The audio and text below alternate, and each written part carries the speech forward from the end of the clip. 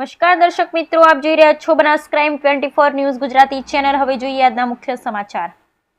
ડીસા બનાસ નદીમાં ખાણ ખનીજ વિભાગ સહિત રૂરલ પોલીસે સંયુક્ત સપાટો બોલાવ્યો। રાણપુર બનાસ નદીમાંથી 4 મશીન સહિત 13 વાહનો જપ્ત કરી કરાઈ કડક કાર્યવાહી। રેતી ચોરી કરતા રેતી માફિયાઓમાં ફફડાટ ફેલાયો।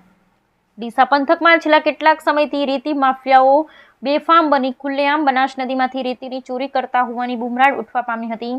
કેટલાક લીઝ ધારકો પણ એક રોયલ્ટી પાવતીમાં અનેક રેતી ભરાવી ગાડીઓ દોડાવી રહ્યા હોવાનું લોકમુખે ચર્ચાએ જોર પકડ્યું છે।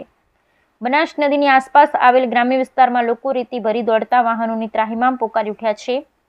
છતાં ખાણ ખનીજ વિભાગ સહિત સ્થાનિક પોલીસ અને વહીવટી તંત્રના અધિકારીઓ કુંભકર્ણની નિંદ્રામાં પોઢી જાય છે।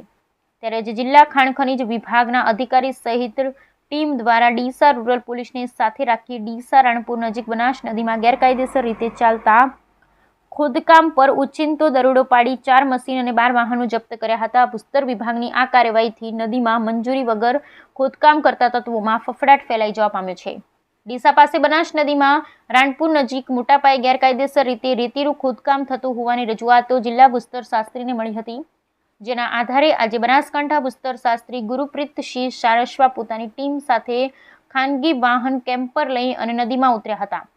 જોકે કેમ્પર પર નદીમાં ફસાઈ જતા 1 કિલોમીટર સુધી દોડની ગેરકાયદેસર ખોદકામ ચાલતું હતું। ત્યાં પહોંચ્યા હતા તેમાં તાત્કાલિક ડીસા તાલુકા પોલીસને જાણ કરતા પીઆઈ એવી દેસાઈએ વાહનોમાં તાલુકા સ્ટાફની ટીમને મોકલી આપી હતી। ભૂસ્તર શાસ્ત્રીએ 4 એસ્કેવેટર મશીનો, હિટાચી 8 ડમ્પર તેમજ 4 ટ્રેલર મળી કરોડો રૂપિયાના મુદ્દામાલ જપ્ત કર્યો હતો। બનાસકાંઠા જિલ્લામાં ઘણા સમય પછી ખાણ ખનીજ વિભાગ દ્વારા આટલું મોટું મેગા ઓપરેશન કરાતા ગેરકાયદેસર રીતે ખોદકામ કરતા તત્વોમાં ફફડાટ ફેલાઈ જવા પામ્યો છે।